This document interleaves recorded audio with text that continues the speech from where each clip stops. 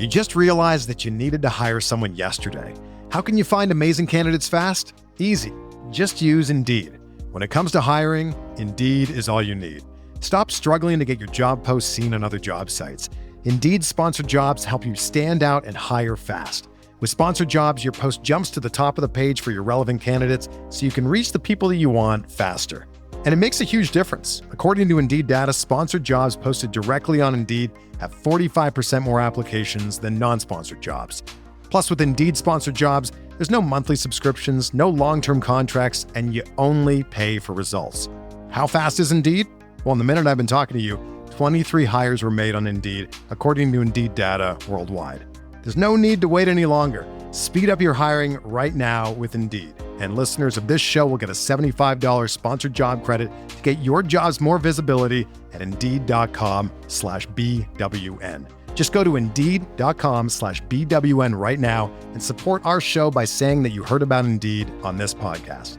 Indeed.com/BWN. Terms and conditions apply. Hiring?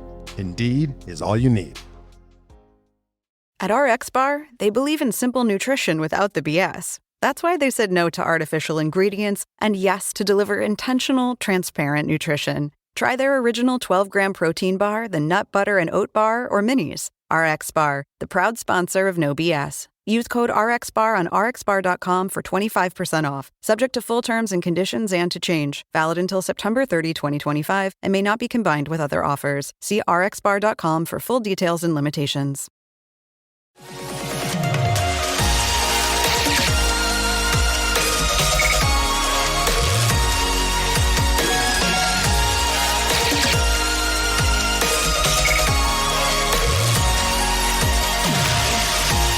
And away we go, episode 1090 of the Al Galdi podcast. It is Monday, June 9th, 2025. Hope you had a nice weekend. Capitals head coach Spencer Carberry, he had a nice weekend. The NHL on Saturday morning announced that Carberry won the Jack Adams Award for the league's 2024-2025 regular season. The Jack Adams Award is the NHL's Coach of the Year award. It, per the NHL, is, quote, presented to the head coach adjudged to have contributed the most to his team's success, is voted by members of the NHL Broadcasters Association, end quote.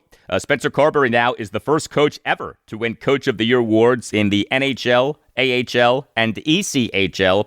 He is the fourth head coach in Caps history to win a Jack Adams Award, joining Brian Murray for the 1983-1984 regular season, Bruce Boudreau for the 2007-2008 regular season, and Barry Trotz for the 2015-2016 regular season. Carberry is doing a really good job as Caps head coach. 2 seasons, 2 playoff appearances. He last season took a team that had no business making the playoffs to the playoffs. He this season masterfully worked with a bunch of new players in leading the Caps to the number 1 seed in the Eastern Conference. But one of my favorite things about Carberry is the sigh. Whenever he's displeased about something, lets out this exasperated sigh that's pretty funny. Here's an example.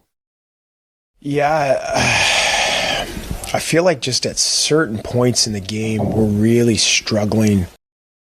Yeah, there you go. The Spencer Carberry exasperated sigh. But a salute to Carberry for winning the Jack Adams Award. I was very happy to see that. Hello and welcome to this Monday installment of the Al Galdi podcast. I'm also very happy about our guest on this show, Commanders insider Ben Standig of The Athletic. Ben will be with us next segment for a lengthy, in-depth conversation about the Commanders, including analysis of the reportedly stalled contract extension talks between the team and receiver Terry McLaurin, whether the Commanders' 3 notable absentees from OTA practices, McLaurin, left tackle Laremy Tunsil, and cornerback Marshon Lattimore will be attending this week's mandatory minicamp. An examination of where we're at with interior defensive lineman Daron Payne off a question from Ben this past Wednesday morning, prompting extreme praise for Payne, the state of the Commanders at safety, and what run game coordinator / running backs coach Anthony Lynn told Ben about running back Jacory Croskey-Merritt. All of that and more with Ben Standig next segment. And also on the show, we'll talk talk Nationals and Orioles.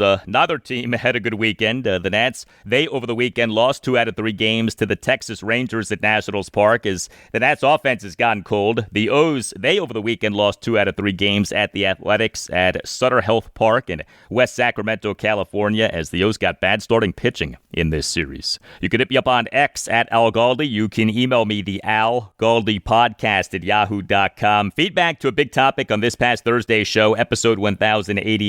Daron Payne, this off the high praise that he got from Dan Quinn and Joe Whitt Jr. this past Wednesday from Just Your Average Fly Guy on X. Of course, it's time to play for a new deal. His third contract will not be paid by Washington. Thank you for that, Just Your Average Fly Guy. From Dave Smith on X, guess Payne wants a contract, would trade him in the offseason instead of giving him another big payday. Thank you for that, Dave. I get the skepticism. Daron Payne has not had a good season since his great 2022 contract season. He's since signing that big money contract extension in March 2023 has been mediocre at best. I do think that it's very possible that this coming season, regardless of whether Payne is good or bad, will be his final season with Washington. Payne has 2 seasons left on his contract, but he, per the top 2 NFL salary cap websites, overthecap.com and spotrac.com, becomes very cuttable next offseason. So you think about this, if Payne has a good 2025 season, then doing what the Commanders could not do with interior defensive lineman Jonathan Allen this offseason, trading the player becomes very possible next offseason. And if Payne has a mediocre or bad 2025 season, then doing what the Commanders did do with Allen this offseason, releasing the player becomes very possible next offseason. It's hard to make the case for giving Payne more big money given how these last 2 non-contract seasons have gone, but let's see how this coming season goes. Your reported upcoming Daron Payne salary cap hits: 2025, $26.17 million, 2026, $28.01 million.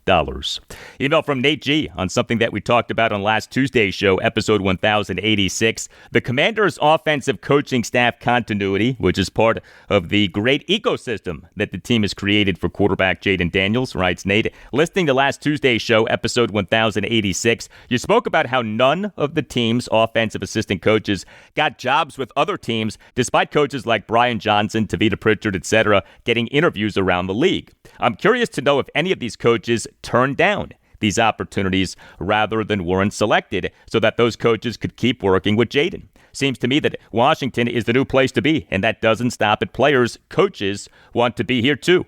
Anyways, you're the best. Thank you for being so dedicated to your craft. Well, thank you for that, Nate. As we discussed on last Tuesday's show, the Commanders' offensive coaching staff continuity is not all by choice. So we this past February 2nd had reports that assistant quarterbacks coach David Blau was staying with the Commanders, at least in part because they had prevented him from interviewing with other NFL teams.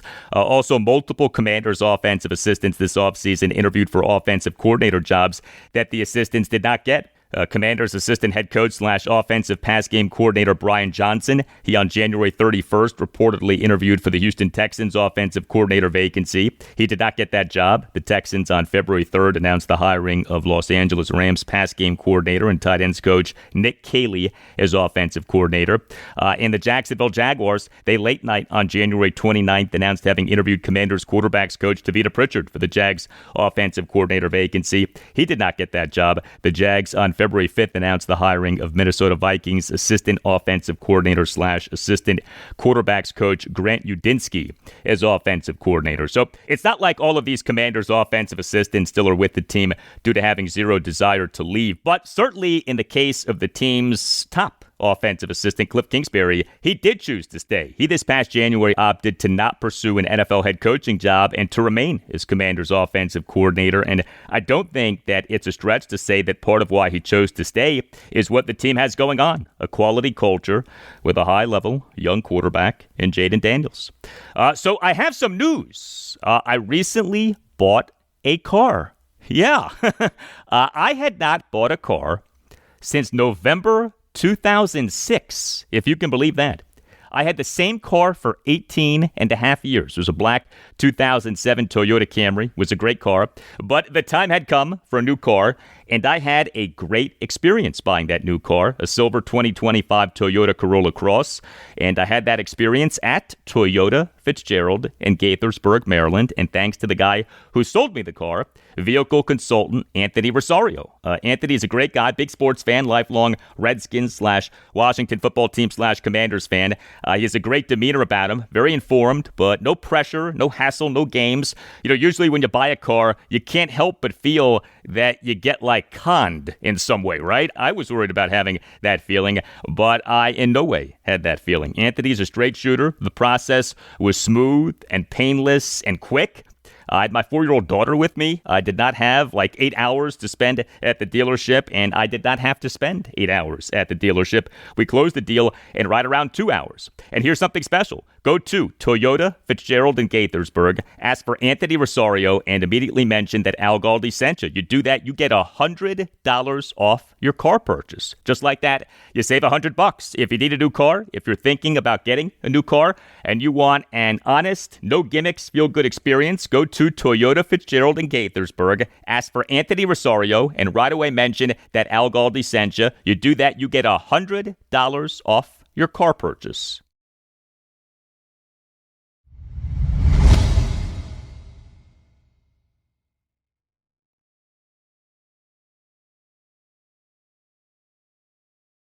Hey, thank you to all of you who have given this podcast a 5-star rating and who have written nice reviews of the podcast. You on Apple Podcasts and on Spotify can both rate the podcast and write reviews. 5-star ratings are very much appreciated. Positive reviews are very much appreciated. This week is kind of like the last week of school for the Commanders. This is the last week of their 2025 offseason program, which started on April 22nd. The Commanders this week have their mandatory minicamp, which is taking place Tuesday through Thursday, June 10th through the 12th. At the team facility, what officially is Ortho Virginia Training Center at Commanders Park in Ashburn, Virginia. And then after the mandatory minicamp comes a break of about a month and a half until the start of 2025 Commanders training camp. We are not that far from football season truly getting going. This episode of the podcast is for Monday, June 9th. The Commanders' 2025 regular season opener is less than 3 months away, home to the New York Giants on Sunday afternoon, September 7th at 1. I am very pleased to welcome back to the Al Galdi podcast Commanders insider Ben Standig of The Athletic. He is the host of the Last Man Standing podcast. You can follow Ben on X at Ben Standig. Hey, Ben, how are you? Al, I'm doing okay. I don't know if you do this because you're a very disciplined, regimented kind of a guy. I'm one of these people who doom scrolls too much on social media. It's a problem. And I guess sometimes I'll get obsessed on certain videos. I don't watch American Idol anymore. I did back in the day, but there's, I guess, a clip this year where they had some heavy metal guy audition, it was a hardcore heavy metal song. He's the head thrashing, and Carrie Underwood apparently knows the song, and she gets up there with him and starts going full core headbanger, and I can't stop watching it for some reason because I remember when she was the sweet, innocent kid coming on American Idol, would never have guessed. And she said this was her high school days. So this is where I'm at right now. This is how the offseason is. There's not much to, I'm not breaking down tape of Commanders Eagles. I'm watching tape of Carrie Underwood doing a heavy metal. Well, of all of the things on social media in recent days, what you just described is not the thing that I would have identified as most capturing your attention. But actually, you're probably better off that the thing that you just described captured your attention as opposed to the other thing. And also on social media in recent days, actually on the same day as the other thing, was Fox Sports NFL insider Jordan Schultz in a post on X on Thursday saying that Commanders receiver, quote, Terry McLaurin has made it clear to the team that he's frustrated with the lack of progress on a long-term deal. As I previously reported, McLaurin unexpectedly left voluntary workouts after initially attending, and it remains to be seen whether he'll report for mandatory minicamp. McLaurin is entering the final year of his contract. Talks have been minimal, end quote. There are a lot of interesting aspects of this situation. One of the least interesting aspects to me actually is whether a Terry McLaurin contract extension is going to get done this offseason. I think that an extension absolutely is going to get done this offseason. I think that it still is way too early in the offseason to be panicked over the extension potentially not getting done this offseason. And you feel that way, right? I do. I guess correct me if I'm wrong. You know how what are actuaries? Actuaries who figure out how long people are going to live and and other like societal details based on historic norms of what's going to happen. I'm kind of going off of that here.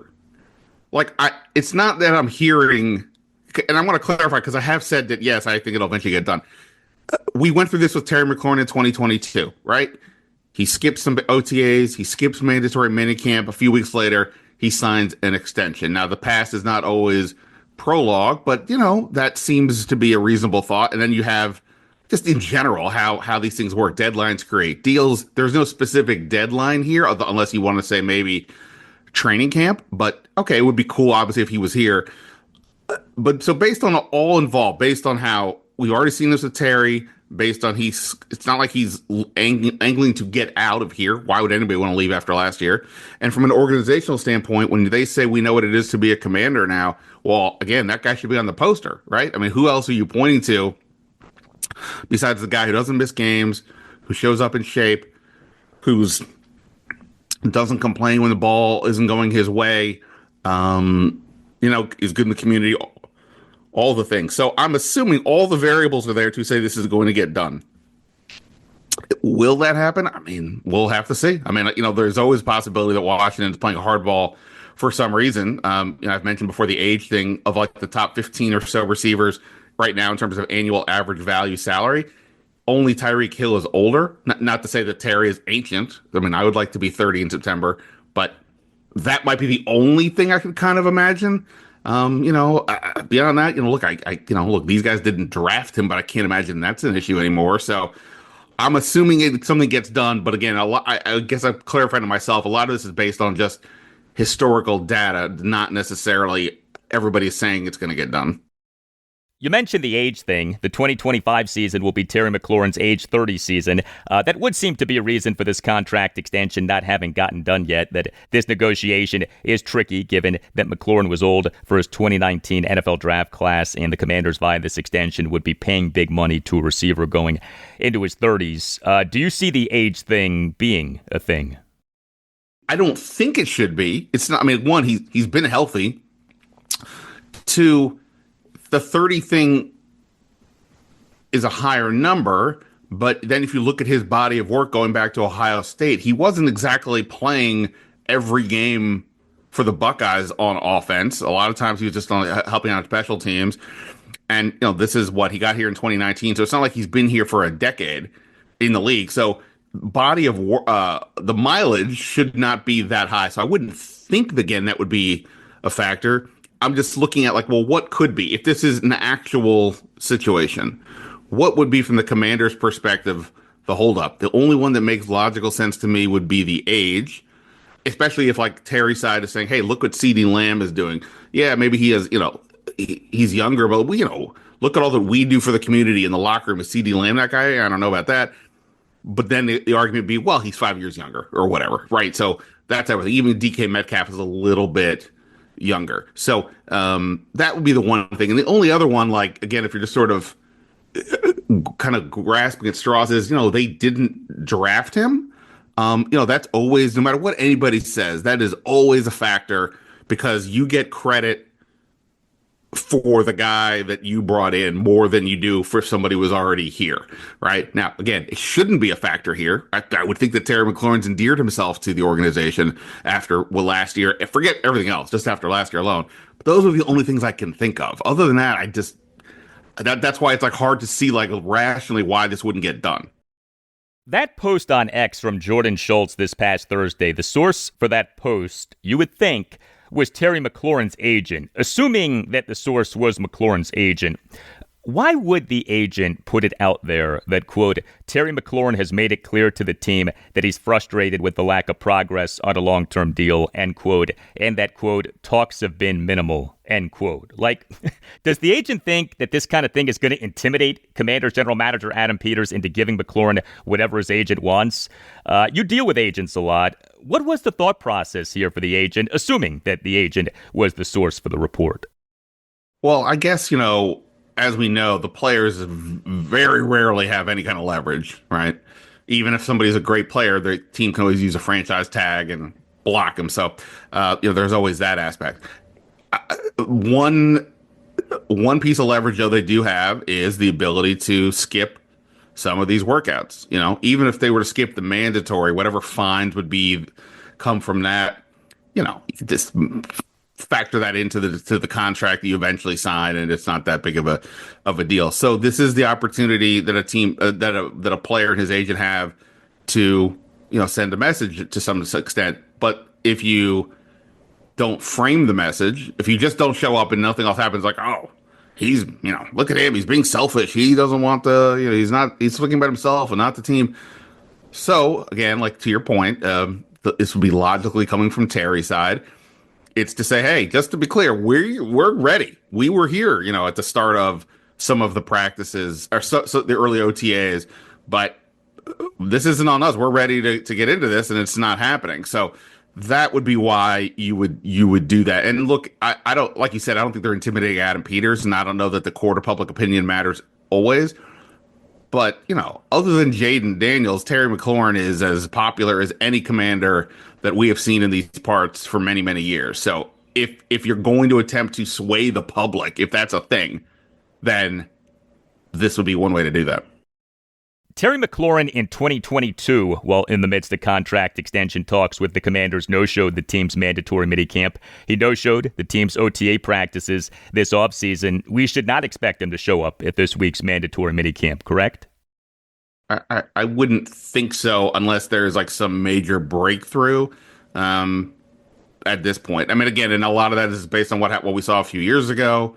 But yeah, no, look, I mean, the timing of this was that the Jordan Schultz thing came out after we spoke to Dan Quinn this week. So we won't have a chance to talk to Quinn again until next week. When we ask, he's going to say, well, that's more of an Adam question, and it's not really going to get anywhere on that front. And as we've seen over the last year and change, these guys do not talking, leaking. They're keeping whatever their thoughts are for the most part behind the scenes.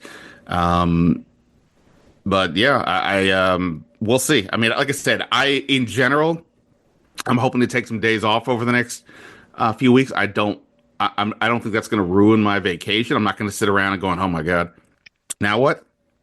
Actually, the worst part ruining my vacation would be a deal happens while I'm on vacation. But so, again, by all the logic, by all the historical standards, by the way, actuary, I want to make sure I had it right. They like deal with the insurance industry. So like they figure out like, where likelihood of things to happen and whatever. So unless you tell me that there's like something odd happening on that type of front, I imagine something eventually gets done, but we'll see. The other two notable absentees from Commanders' OTA practices over the last 2 weeks were left tackle Laremy Tunsil and cornerback Marshon Lattimore. Any reason to think that those guys will not be in attendance at the mandatory minicamp this week? No reason to. Again, it's been voluntary. Now it's not. Look, I think it would behoove both of them to, of course, be there. I mean, Tunsil has not been with, first year with the team. The offensive line, the linemen play in general. This is not the practices for those guys because no pads, no hitting, things like that. Now he has been in the building previously this off season, so it's not. I don't. So it's not that he hasn't been around the guys, but just even that, just being around the guys. Whatever, talking to Jaden about football, talking to Cliff Kingsbury, offensive line coach Bobby Johnson, doing those things at a minimum would, I think, help go a long way. And Lattimore, look, what's the deal with the hamstring? I mean, I'll assume he could play corner, even though I know he had a couple tough games in the playoffs. What's up with the injuries? That last year was not a one-off. He's been hurt several years in a row. So I think you need to see that. And Joe Whitt, when I asked about him the other day, I was like, yeah, I haven't seen him. So hopefully he's keeping, of course, the positive spin, but he's like, yeah, hopefully he's in good shape. I'm not big on going crazy over no-shows at voluntary OTA practices, but I do find the Marshon Lattimore absence bothersome. Per what has been reported and what the Commanders have put out, Terry McLaurin and Laremy Tunsil have been in attendance at other parts of the Commanders' 2025 offseason program, but Lattimore has not been in attendance for any of the team's offseason program. Lattimore has an extreme injury history. Lattimore, due to a troublesome hamstring, played in just 5 of a possible 11 games for the Commanders this past season, right? 2 regular season games and all 3 postseason games off being acquired by the team via trade this past November 5th, what was 2024 NFL trade deadline day. And his play last regular season and postseason was not good enough. Just for the purpose of seeing where he's at from a health standpoint, I'd like for him to have been with the team this offseason, to say nothing, of him needing to play better. Where are you on the Marshon Lattimore absence from the offseason program so far? Yeah, I mean, I generally agree with you. Again, the voluntary part, it's hard to say, to get overly worked up when a guy's not there. But, look, in his case, and I got to come up with a new analogy because I've now used this too many times. But, last year was clearly like a Disney movie here. Everything anybody touched, turned in, every pumpkin turned into a carriage, all that type of deal. Except Lattimore felt like he was reading from a different script. And look, he came in midway through it all. He wasn't there for the offseason bonding sessions. He wasn't there for the start of, he wasn't there for that Monday night game in Cincinnati. He wasn't there for the start of this momentum. And then he gets here and he's hurt, right? And he misses several games. So, and then there's just himself. Like, I don't, New Orleans was obviously in a different phase last year of where their team is. So they were willing to sell off a little bit. But, I think they were kind of, from what I gather, kind of willing to move on from him, that he wasn't always the easiest hang in certain ways. So combine all that and the injuries, yeah, you would like to think if your goal is to the team kind of first that you would be there. So I'm not saying he's a bad guy, but on the surface, it's like, I don't know, man. It feels like you should be with this team right now. Much more with Ben Standig in moments. We were just talking Terry McLaurin, a great sponsor of this podcast, the Nace Law Group, Accident and Injury Lawyers. It now also is sponsoring the Full Circle Jobs program, which was created by Terry McLaurin and Mobile Hope. This to help over 200 local youth prepare for the workforce, a terrific cause. The Nace Law Group, Accident and Injury Lawyers, has been a Washington, D.C. institution for decades. Founded in 1979, the Nace Law Group offers fierce advocacy on behalf of medical malpractice, birth injury, and personal injury victims. If you feel that you've been wronged, if you think that you've been wronged but aren't sure, contact the Nace Law Group, Accident and Injury Lawyers, and schedule a no-obligation appointment. Call 202-902-7611 or visit WashingtonDCInjuryLawyers.com and tell the Nace Law Group that Al Galdi sent you. Led by the great Chris Nace, the Nace Law Group is focused on providing exceptional care and counsel for those who need such things the most. The Nace Law Group fights for what it believes in, you, your family, and your future. You with the Nace Law Group have an experienced advocate on your side. The Nace Law Group has secured millions of dollars in verdict and settlement amounts for clients to better enable them to care for themselves and their families. Call 202-902-7611 or visit WashingtonDCInjuryLawyers.com and tell the Nace Law Group that Al Galdi sent you. That's 202-902-7611 or WashingtonDCInjuryLawyers.com, and make sure that you mention that Al Galdi sent you. The Nace Law Group, Accident and Injury Lawyers. We're talking with Commanders insider Ben Standig of The Athletic. It was this past Wednesday that the Commanders held their second of 2 OTA practices open to the media this offseason, and the number one item from the press conferences from that day was the high praise for interior defensive lineman Daron Payne, praise that started thanks to you.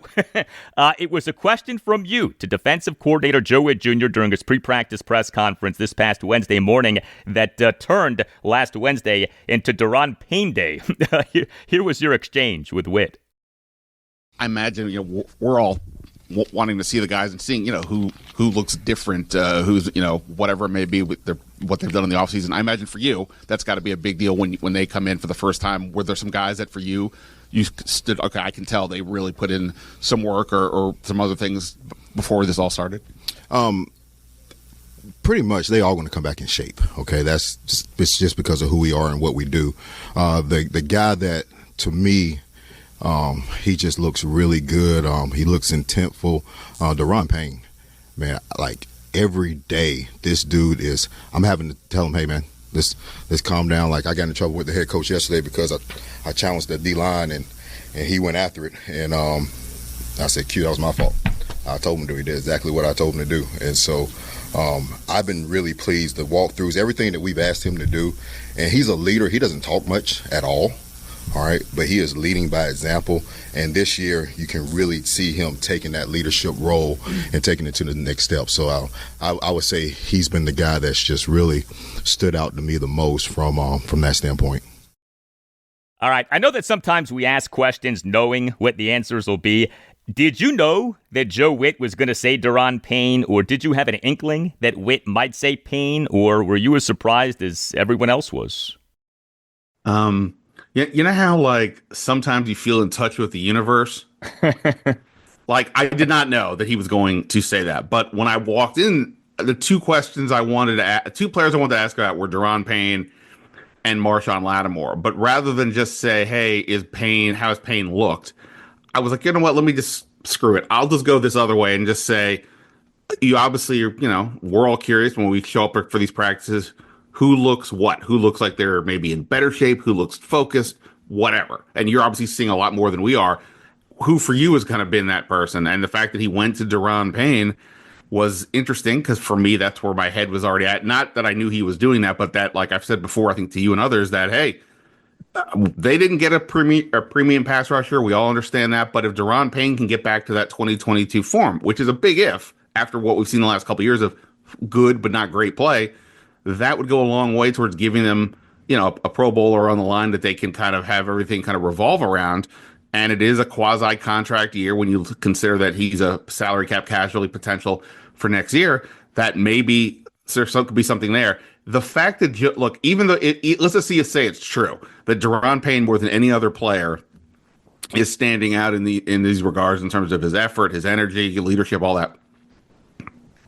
I think it says something to me as well about what they saw from him last year, because like the level you would have to get above whatever we were expecting from a guy who obviously is paid like an all-pro, who in the past, he has that level that you'd be like, oh, well, I mean, this is the norm. Like, they're not going around saying, hey, Bobby Wagner is coming in here and working extra hard. He's already kind of there. So the fact that they singled out Payne, even though they never said it, they didn't say it last year, but it was last year. I thought was like a lot of the silence said a lot to me. They never said kind of anything about him, which is odd considering, what he represents, and especially when John Allen got hurt. So, yeah, I think it says a lot about what they thought of Payne last year and then what they're seeing so far. And obviously it's only June, a long way till it gets to September, week 1. But, if this is a sign of where he is at going into this year, that would be a huge win for this team.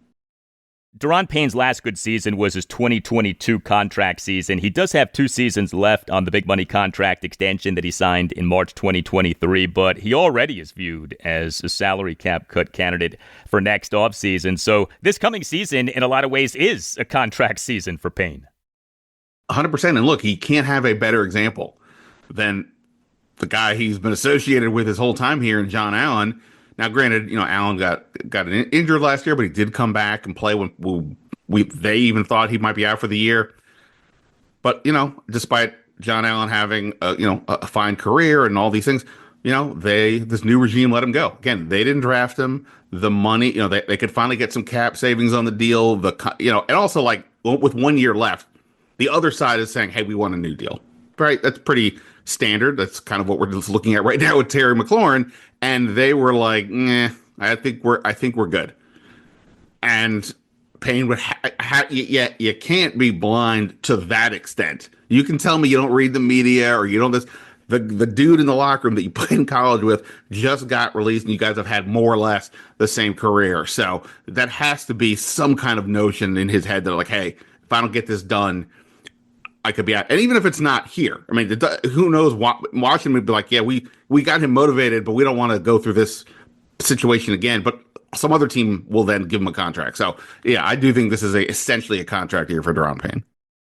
The other Commanders player who received a lot of praise this past Wednesday during the OT press conferences was safety Quan Martin. There has not been a ton of talk this offseason about the Commanders at safety. The team at safety this offseason in free agency signed Will Harris and lost Jeremy Chinn and Derek Forrest. The top safeties on the team as things stand now, Quan Martin, Will Harris, and Percy Butler. The team also has Jeremy Reeves, Tyler Owens, Dominique Hampton, and Kane Medrano, if in fact he is a safety. What's your assessment of the Commanders at safety? Yeah, I mean, I think it feels like it's a decent enough group. You know, obviously you lose Jeremy Chinn, and he really, I thought, turned it on the second half of last year, gave you that hard-hitting element over the middle of the field, willing to engage around the line of scrimmage, et cetera. And, you know, I understand why they didn't necessarily bring him back. You know, he got some decent enough money from the Raiders, right? And so I get that. But and Will Harris, you know, he's a guy who's been around the league. He's been a veteran player. He should be solid. Whether he's going to, again, I don't want to make it sound like Chinn was Ken Houston for all you old heads, but like, you know, I don't. We'll see what kind of impact he makes. You know, Percy Butler has been a solid third safety, you know, over the last year or so. You know, he hasn't evolved to saying he should be starting, but you know, he's been fine. Joe Whitt Jr. is the umpteenth latest coach to say I got to get Jeremy Reeves on the field more defensively. Okay, I mean, sure, did they never do it, but okay. And then, you know, you mentioned, you know, is Kane Medrano a safety or a linebacker? And Joe Whitt said they're trying to figure that out. You also have Tyler Owens, who made this team last year, you know, crazy freak athlete, made this team really to play special teams. But, you know, this is the type of guy who could, you know, potentially take a huge leap if he's able to translate that athleticism into production. He didn't really play much safety last year, so we'll see where that goes. So, you know, it seems like a reasonable enough group. And then, you know, to your Quan Martin point, you know, Whitt said he thinks Quan Martin can be one of the better safeties in the league.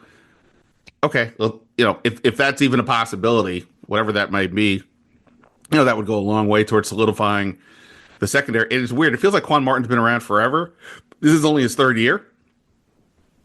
You know, one of the rare picks out of the Rivera era that looks like a real thing. So, you know, if he played as well as he did last year with these injured shoulders that required surgeries on both, then yeah, I think we could see a leap, and if that happens, then obviously that'd be a huge deal. The Commanders this past Thursday did a cool thing that the team does each year now, and that is what essentially is Assistant Coach Day, as members of the media can interview the team's assistant coaches who usually are not made available to the media. I'll leave this open-ended. What were the most interesting things that were said in your conversations with the team's assistant coaches? Yeah, unfortunately, there's only it's like it's an all-you-can-eat buffet, but they cut you off at some point. You know what I mean? So you can only get to so many people. But I talked to Anthony Lynn, running backs coach, about his room, and they brought back the top three from last year: Brian Robinson, Austin Eckler, Jeremy McNichols, and I think he seems pretty satisfied with that group. Said he thinks Brian Robinson's in a pretty good mental shape, and they think they can use him more out of the backfield as a pass receiver. Just like with the Jeremy Reeves thing. Wake me up when it happens, but okay. But the one interesting new piece is the Jacory Croskey-Merritt, or Bill, as he goes by, and kind of where does he fit in? Because we all knew they needed to get more explosive out of that backfield. I don't want to go crazy about a late day 3 pick. I mean, he's literally the last running back drafted this year by anybody. And but you look at him, and he's got really interesting ability. His ability to cut on a dime, as the kids say, or the old kids say. And give that kind of burst that somebody in this group doesn't have. But, that kind of style, you might think, okay, well, he's more in that change of pace kind of a guy. I know when I first saw him, he was bigger than I thought he would be, like frame-wise. And that's what Anthony Lynn said. He said he was bigger than he anticipated but once he arrived. And that he said ultimately that Anthony Lynn says he looks at running backs in 2 buckets, the A bucket and the B bucket. The B bucket is essentially your Austin Eckler, Chris Thompson-y type guy, pass catcher, change of pace, that type of deal. The A is more of your traditional lead. And he said that Croskey-Merritt is in the A bucket, that he would be, where Brian Robinson is, where Chris Rodriguez is. So I just think that's interesting because, I've been wondering, are they going to make some kind of change at running back? Having Brian Robinson when he's not a pass target typically, when he's okay at pass blocking, but not ideal, and then things kind of faded at the end of last year, overall, like, is there a world where Croskey-Merritt could get more reps than maybe you would think? So just the fact that he was put in that side of the running back room, I don't know. To me, I thought it was at least interesting. And if nothing else, it clarifies what they think of him in terms of how he could fit in this offense. Yeah, a lot of intrigue with running back Jacory Croskey-Merritt. Commanders insider Ben Standig of The Athletic. Ben, thanks. We'll talk soon. Al, you the man. Thanks. All right. As we are now into June, know that if you live in Northern Virginia, you can count on Nova Fireplace and Stove for whatever your outdoor living needs may be. Nova Fireplace and Stove offers custom outdoor fireplaces, outdoor kitchens, grills, fire pits, and patio heaters. Nova Fireplace and Stove offers free in-home estimates for Northern Virginia residents for outdoor kitchens and gas lines. If you live in Northern Virginia and want to increase the look, feel, and value of your home via high-level outdoor living, contact Nova Fireplace and Stove, which is offering a special deal for listeners of the Al Galdi podcast. Call 571-513-3803 or visit NovaFireplaceandStove.com and tell Nova Fireplace and Stove that Al Galdi sent you. You do that, you get $50 off any fireplace service before September 1st. This includes cleaning, safety inspection, tune-up, and diagnostic work. Also, Nova Fireplace and Stove offers generators, car charging stations, patio pavers, and water heater replacement/repair. Nova Fireplace and Stove has been around for 2+ decades and is outstanding. It is family owned. It is a 5-star dealer. It is expanding its showroom in Woodbridge, Virginia to include a new outdoor showroom section. Call 571-513-3803. Asked to speak to Stuart Moore. He's the general manager. He's a big Commanders fan. He's a loyal listener of this podcast. And make sure that you mention that Al Galdi sent you. Also visit NovaFireplaceandStove.com to check out customer reviews. 571-513-3803 or NovaFireplaceandStove.com and tell Nova Fireplace and Stove that Al Galdi sent you. You do that, you get $50 off any fireplace service before September 1st. Yo, it's D-Lo. I'm partnering with Ro. Women, y'all feel that? It's sexy. But if you're stressing about your performance, it throws you off. That's why I rock with Ro Sparks. Ro Sparks dissolve under your tongue and hit fast so you're ready when the moment pops off. You feel like a superhero and satisfying your partner. That's key. Ro Sparks help you last longer, stay fuller, and keep the whole vibe right. With Prescribe, new patients get $15 off their first order. Hit up ro.co/backyard and to see if Ro Sparks are right for you. That's ro.co/backyard and see if Ro Sparks are right for you. Compounded drugs are permitted to be prescribed under federal law, but are not FDA approved. Do not undergo FDA safety effectiveness or manufacturing review. For full safety information, go to ro.co/safety-info. You just realized that you needed to hire someone yesterday. How can you find amazing candidates fast? Easy. Just use Indeed. When it comes to hiring, Indeed is all you need. Stop struggling to get your job posts seen on other job sites. Indeed sponsored jobs help you stand out and hire fast. With sponsored jobs, your post jumps to the top of the page for your relevant candidates so you can reach the people that you want faster. And it makes a huge difference. According to Indeed data, sponsored jobs posted directly on Indeed have 45% more applications than non-sponsored jobs. Plus, with Indeed sponsored jobs, there's no monthly subscriptions, no long-term contracts, and you only pay for results. How fast is Indeed? Well, in the minute I've been talking to you, 23 hires were made on Indeed, according to Indeed data worldwide. There's no need to wait any longer. Speed up your hiring right now with Indeed. And listeners of this show will get a $75 sponsored job credit to get your jobs more visibility at Indeed.com/BWN. Just go to Indeed.com/BWN right now and support our show by saying that you heard about Indeed on this podcast. Indeed.com/BWN. Terms and conditions apply. Hiring? Indeed is all you need.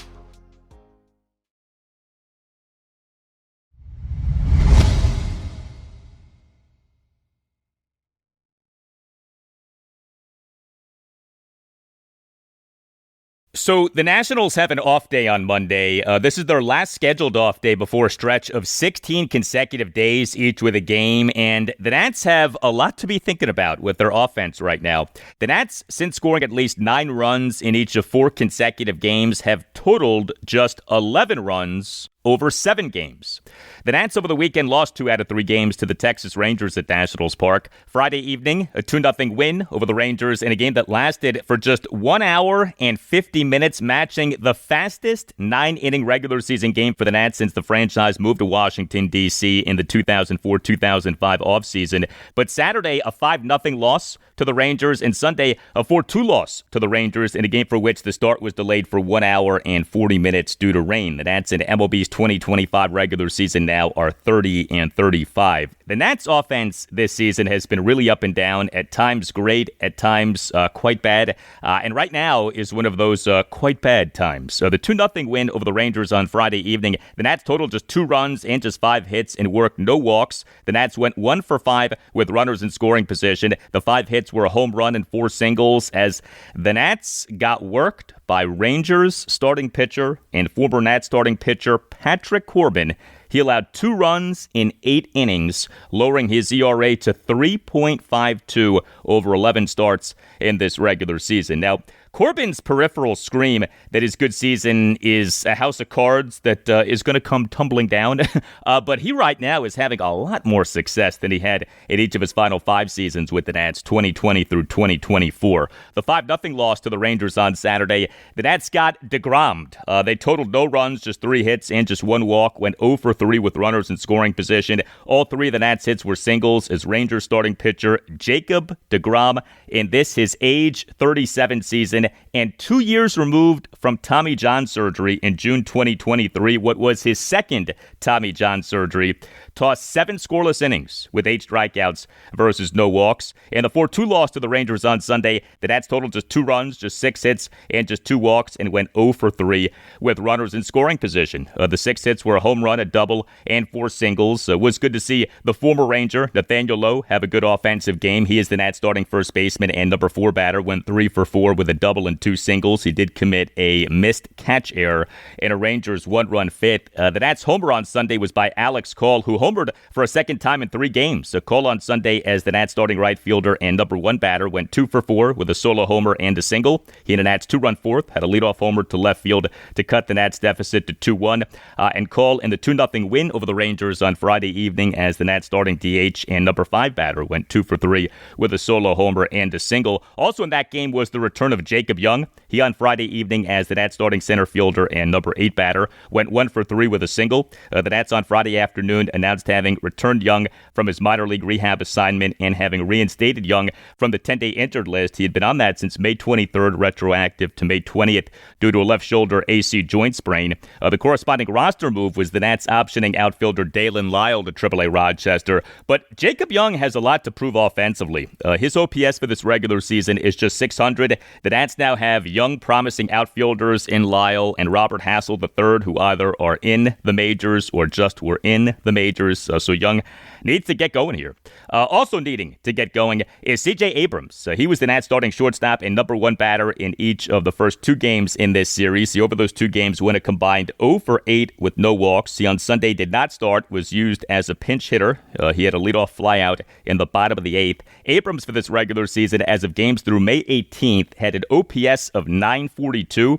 His OPS now is down to .783. A 159-point decrease in his OPS in less than a month. How about Keibert Ruiz? He was the Nats starting catcher in just 1 of the 3 games in this series. So Ruiz in the 5-0 loss to the Rangers on Saturday as the Nats number 8 batter went 0 for 3. That was the only game in which he played in this series.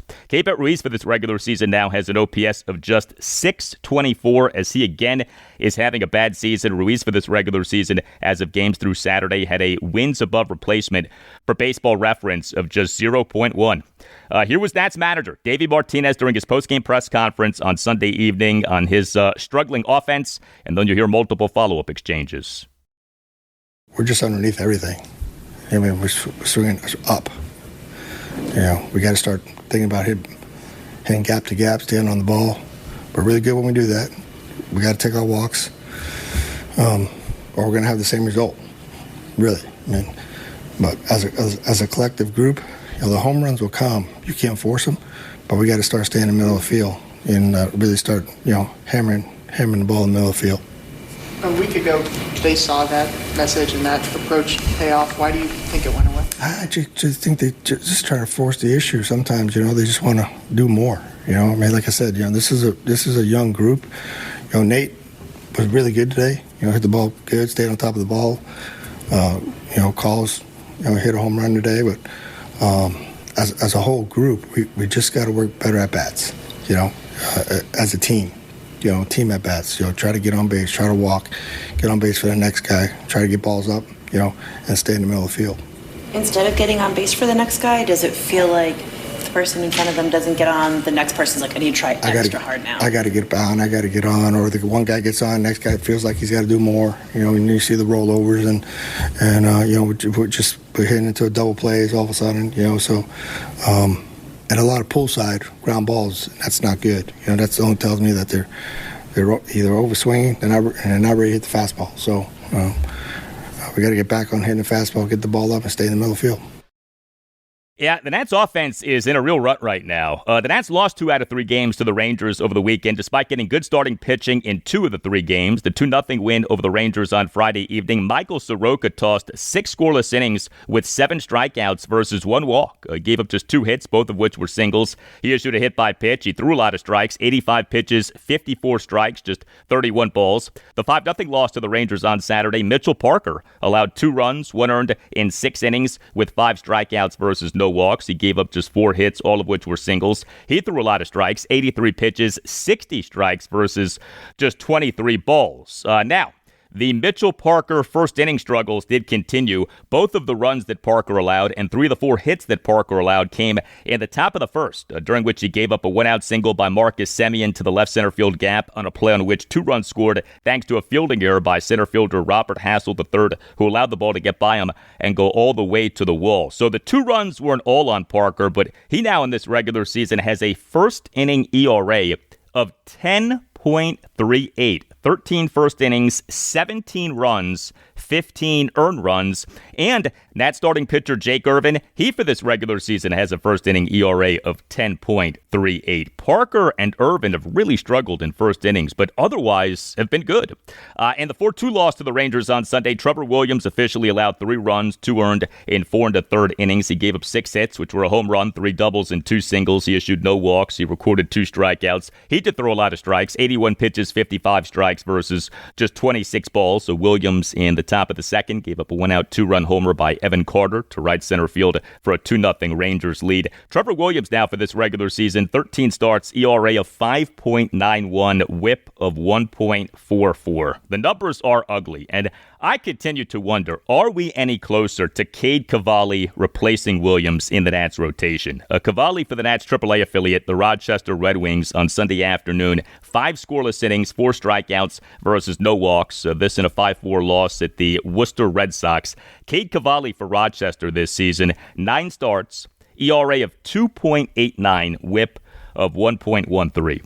And the Nats bullpen in the team losing 2 out of 3 games to the Rangers over the weekend was so-so. The bullpen in the 2-0 win over the Rangers on Friday evening was excellent. 3 Nats relievers combined for 3 scoreless, hitless, and walkless innings. Brad Lord, perfect top of the 7th. Jose A. Ferrer, perfect top of the 8th. And Kyle Finnegan, scoreless top of the 9th, despite shortstop C.J. Abrams committing a 2-out throwing error. The 5-0 loss to the Rangers on Saturday. 4 Nats relievers combined to allow 3 runs in 3 innings. Cole Henry in the top of the 7th faced 5 batters, but got just 2 outs. He issued 3 walks and a balk. He threw 24 pitches, just 11 strikes versus 13 balls. Andrew Chafin faced 1 batter and got 1 out. It was a big out. Chafin came into the game top of the 7th, bases loaded, 2 outs. Nats down 2-0, and Chafin induced a flyout by pinch hitter Josh Smith for the 3rd out. Eduardo Salazar, he the top of the 8th, allowed 3 runs on a double and 3 singles. He did record 2 swinging strikeouts, but the double was a 1-out 2-run double by Marcus Semien to the left center field gap for a 4-0 Rangers lead. And Zach Brixey tossed a scoreless and hitless top of the 9th. And the 4-2 loss to the Rangers on Sunday, 4 Nats relievers combined to allow 1 run in 4 2/3 innings. Brad Lord Lord faced 8 batters, but got just 3 outs. So he gave up 2 singles and issued 2 walks. He was victimized by the missed catch error by first baseman Nathaniel Lowe in the Rangers' 1-run fifth. Jose A. Ferrer was really good. He tossed 1 2/3 scoreless innings with 2 swinging strikeouts, which came with the bases loaded in the top of the 6th for the final 2 outs. Cole Henry struggled for a second consecutive game. He in the top of the 8th allowed a run as he gave up a 1-out solo homer by Jake Berger to left center field for a 4-2 Rangers lead, and Andrew Chafin tossed a scoreless top of the 9th. So no game for the Nats on Monday. Next up for them is a 3-game series at the National League leading New York Mets. Game 1 Tuesday night at 7:10. The Nats ace Mackenzie Gore will be the Nats starting pitcher. Game 2 Wednesday night at 7:10. Jake Irvin will be the Nats starting pitcher. Game 3 Thursday afternoon at 1:10. Michael Soroka will be the Nats starting pitcher. You just realized that you needed to hire someone yesterday. How can you find amazing candidates fast? Easy. Just use Indeed. When it comes to hiring, Indeed is all you need. Stop struggling to get your job posts seen on other job sites. Indeed sponsored jobs help you stand out and hire fast. With sponsored jobs, your post jumps to the top of the page for your relevant candidates so you can reach the people that you want faster. And it makes a huge difference. According to Indeed data, sponsored jobs posted directly on Indeed have 45% more applications than non-sponsored jobs. Plus, with Indeed sponsored jobs, there's no monthly subscriptions, no long-term contracts, and you only pay for results. How fast is Indeed? Well, in the minute I've been talking to you, 23 hires were made on Indeed, according to Indeed data worldwide. There's no need to wait any longer. Speed up your hiring right now with Indeed. And listeners of this show will get a $75 sponsored job credit to get your jobs more visibility at Indeed.com/BWN. Just go to Indeed.com/BWN right now and support our show by saying that you heard about Indeed on this podcast. Indeed.com/BWN. Terms and conditions apply. Hiring? Indeed is all you need. Great gifts for Dad? We've got them. And they're up to 60% off at Nordstrom Rack stores now. How did I not know Rack has Adidas? They've got the best gifts. Gotta show Dad some love. Snag amazing deals on Father's Day gifts from Cole Haan, Calvin Klein, Vince, and more. Great brands, great prices. That's why you Rack.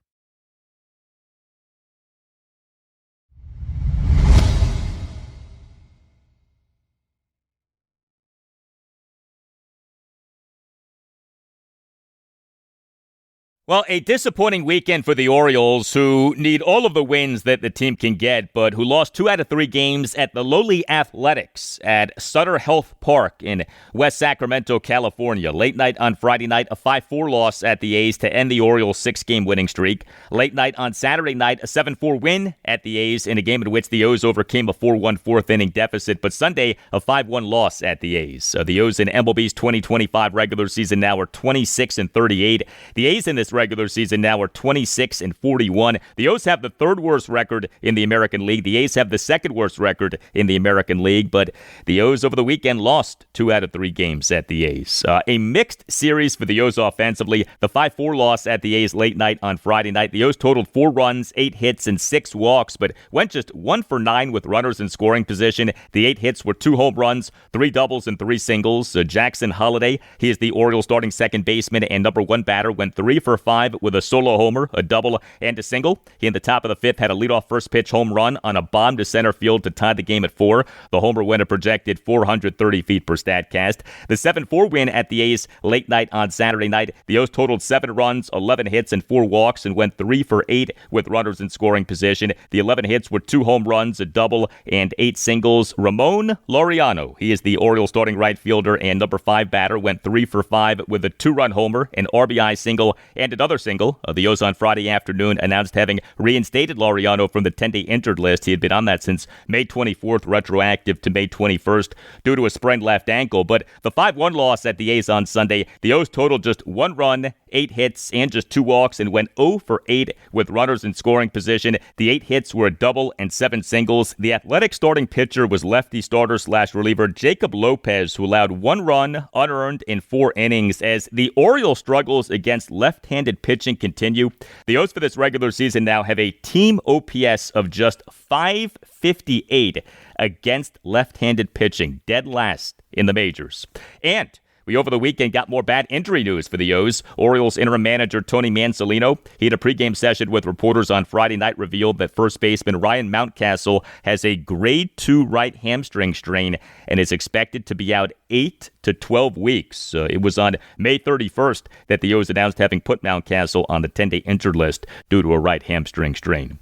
Bad starting pitching for the O's and losing 2 out of 3 games at the A's over the weekend. The 5-4 loss at the A's late night on Friday night. Dean Kramer continued his Jekyll and Hyde season by being bad. He allowed 5 runs in 5 1/3 innings. He gave up 8 hits, which were 2 doubles and 6 singles. He issued a walk and a wild pitch. He recorded just 2 strikeouts. He threw 82 pitches, 51 strikes versus 31 balls. The 7-4 win at the A's late night on Saturday night. Charlie Morton was bad for the first time in 3 starts, so the resurgence of Charlie Morton came to a stop. Hopefully just a brief pause. We'll see. But he allowed 4 runs in 2 1/3 innings. He gave up 6 hits, which were a double and 5 singles. He issued 4 walks and a hit by pitch. He did record 5 strikeouts, but he threw a lot of balls. He, over his mere 2 1/3 innings, threw 76 pitches, 42 strikes versus 34 balls. And the 5-1 loss at the A's on Sunday, Tomoyuki Sagano allowed 4 runs, 3 earned in 4 1/3 innings. He gave up 8 hits, which were 2 doubles and 6 singles. He issued a walk. He recorded 2 strikeouts.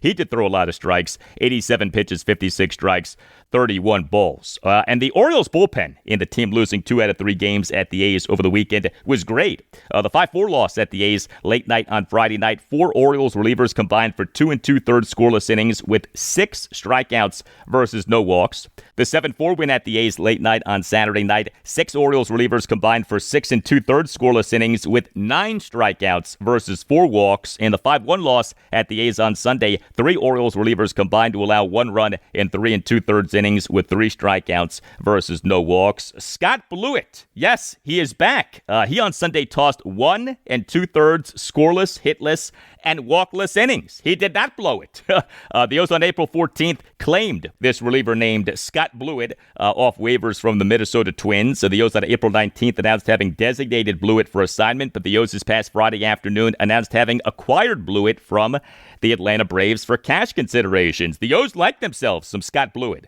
Yadier Cano, he on Sunday tossed the perfect bottom of the 7th, but Brian Baker, he on Sunday in the bottom of the 8th allowed a run on a leadoff homer. Still, an excellent series for the Orioles bullpen. Also regarding the O's over the last few days, how about this news on Arizona Diamondbacks starting pitcher and former Orioles starting pitcher Corbin Burnes? Diamondbacks manager Torey Lovullo, he on Friday evening announced that Corbin Burnes was to undergo Tommy John surgery. Burnes in the Nationals' 3-1 loss at the Diamondbacks now 2 Sundays ago, June 1st, was good. He allowed 1 run in 4 2/3 innings with 6 strikeouts versus 1 walk, but he left the game in the top of the 5th due to right elbow discomfort, and now he's having Tommy John surgery. The Diamondbacks this past December 30th officially announced having agreed with Burnes on a 6-year contract as a free agent from the O's. So the contract reportedly a 6-year, $210 million contract with an opt-out after 2 seasons. So Burnes in year 1 of this 6-year, $210 million contract is undergoing Tommy John surgery. The O's got ripped by a lot of people for not re-signing Corbin Burnes, even though, as I have pointed out, the O's were very much in on Burnes and actually offered him more money per season than the Diamondbacks gave him. Burnes, in a session with reporters on April 9th, revealed that the O's offered him a 4-year contract. That contract, per reports, was a 4-year, $180 million contract. That works out to an average annual value, an AAV, of $45 million. So the O's tried hard to re-sign Burnes, but he wanted a longer-term deal, and he lives in Arizona. Him signing with a team out west was always what was expected, and the O's not re-signing Burnes may well have been a blessing in disguise. So many of these big-money contracts in MLB do not work out for teams, especially big-money contracts for pitchers. Burnes has been very good, has been very durable, but signing him to a big money contract as he was going into this, his age 30 season, was always a risk. And sure enough, he in this age 30 season is undergoing Tommy John surgery. You feel for the guy for sure, but from an Orioles perspective, they may well have dodged a bullet in not re-signing Burnes. No game for the O's on Monday. Next up for them is a 6-game homestand beginning with a 3-game series against the Major League Best Detroit Tigers at Oriole Park at Camden Yards. Game 1 Tuesday evening at 6:35. Game 2 Wednesday evening at 6:35. Game 3 Thursday evening at 6:35. The O's were not listing any starting pitchers for this series. All starting pitchers were to be announced.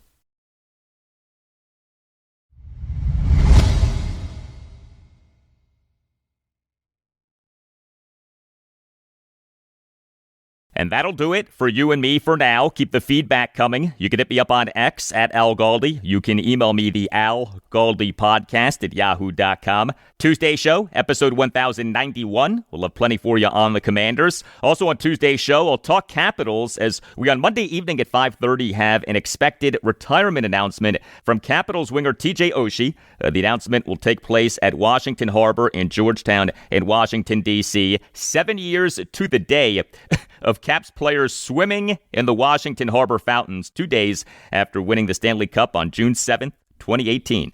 Have a great rest of your Monday, and I'll talk to you on Tuesday. Yeah, I feel like just at certain points in the game, we're really struggling. When a cold has you down, it's the little comforts that lift you up. A warm blanket, a cup of tea, and a tissue that actually feels good on your skin. Infused with aloe, Kleenex Cooling Plus Aloe provides a hint of cooling freshness to help your skin feel restored. So whether your skin is feeling dry, chafed, or irritated, you're only one wipe away from helping it feel relieved. The next time you have a cold, get a hint of instant cooling relief with new Kleenex Cooling Plus Aloe. For whatever happens next, grab Kleenex.